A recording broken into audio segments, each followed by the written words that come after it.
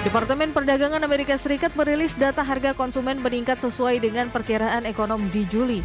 Dari dalam negeri, aktivitas manufaktur Indonesia kembali ke zona ekspansif di Agustus mengakhiri fase kontraksi 4 bulan beruntun.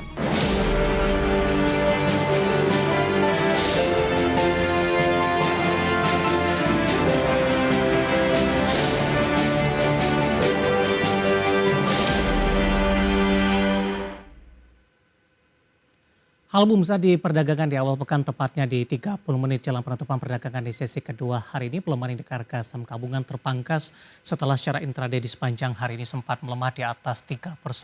Saham-saham big cap yang menjadi pemberat tampaknya pelemahannya juga sudah mulai terbatas.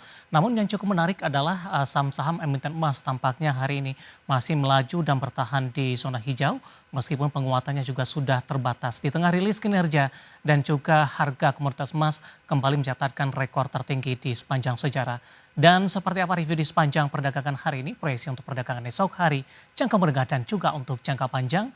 Dan kembali bersama saya David Sun Oval, kita jelang IDX, segera closing selengkapnya.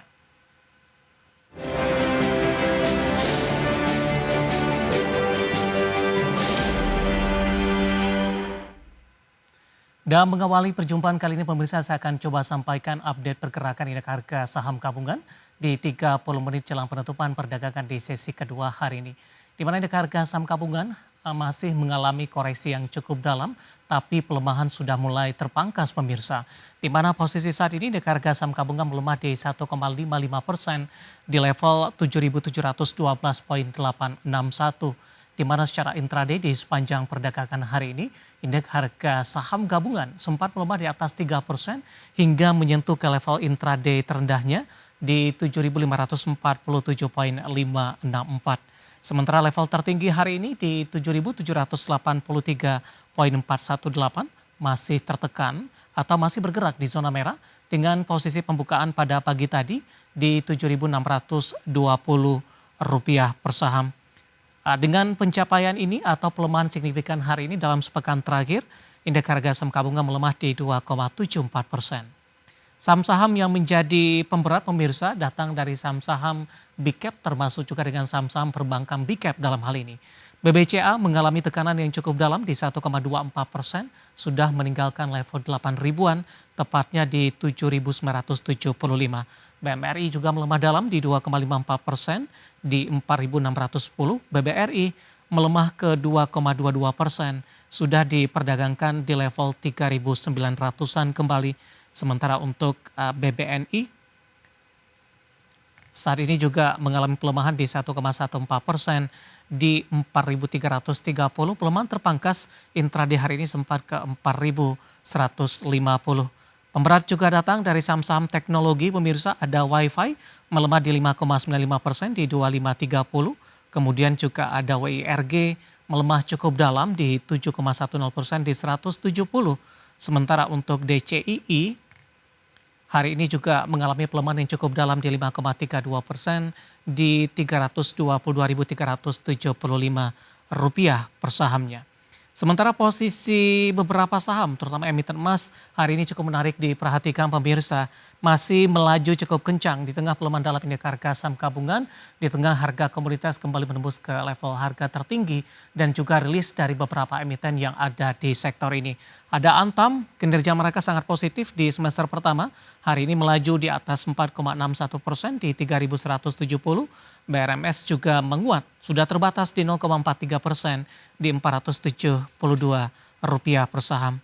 Sementara untuk posisi dari saham-saham emiten emas lainnya ada Harta menguat di 0,72% di 695.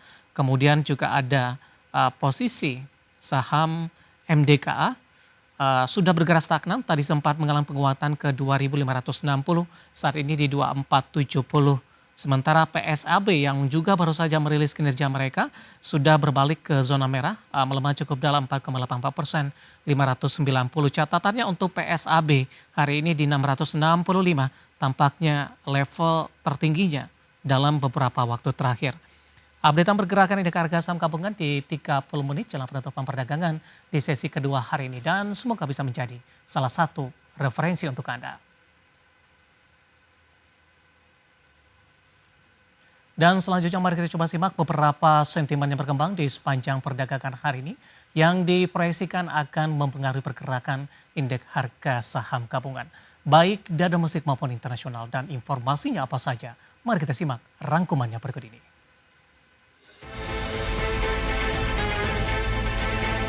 Departemen Perdagangan Amerika Serikat merilis data harga konsumen meningkat sesuai dengan perkiraan ekonom di Juli. Tercatat indeks harga pengeluaran konsumsi pribadi atau PCE naik 0,2% di Juli setelah naik 0,3% di Juni. Untuk tingkat pertumbuhan tahunan indeks harga PCE di Juli tidak berubah dari Juni di 2,6% sesuai dengan perkiraan. Di sisi lain, tidak termasuk harga pangan dan energi, indeks harga inti PCE naik 0,3% sesuai ekspektasi. Sementara tingkat pertumbuhan tahunan indeks harga inti PCE naik menjadi 2,9% di Juli dari 2,8% di Juni. Dari Asia, aktivitas manufaktur China tetap terkontraksi di Agustus di tengah tindakan keras pemerintah terhadap perang harga menghambat produksi dan mengimbangi dorongan bagi produsen dari perpanjangan gencatan senjata perdagangan Amerika. Menurut Biro Statistik Nasional setempat, indeks manajer pembelian atau PMI manufaktur resmi di 49,4, naik tipis dibandingkan dengan 49,3 di Juli. Estimasi median ekonom yang disurvei Bloomberg di 49,5. Sementara, indeks aktivitas non-manufaktur di sektor konstruksi dan jasa naik menjadi 50,3 dari 50,1 bulan lalu.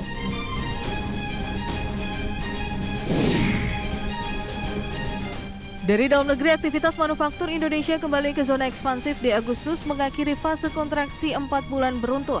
S&P Global melaporkan aktivitas manufaktur yang dicerminkan Purchasing Managers Index Indonesia di 51,5 untuk periode Agustus, naik dibandingkan bulan sebelumnya di 49,2.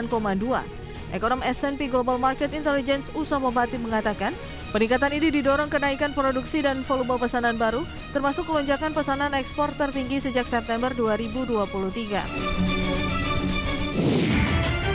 Badan Pusat Statistik mengumumkan indeks harga konsumen di Agustus 2025 tercatat deflasi 0,08% year on year dan secara tahunan inflasi di 2,31%.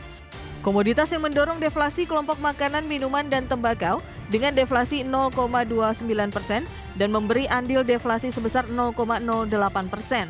Di sisi lain, BPS mencatat neraca perdagangan Indonesia mengalami surplus 4,17 miliar dolar Amerika di Juli 2025, ditopang CPO dan batu bara. Surplus dicetak selama 63 bulan beruntun sejak Mei 2020. Adapun surplus ini lebih tinggi dibandingkan dengan surplus Juni lalu di 4,11 miliar dolar Amerika.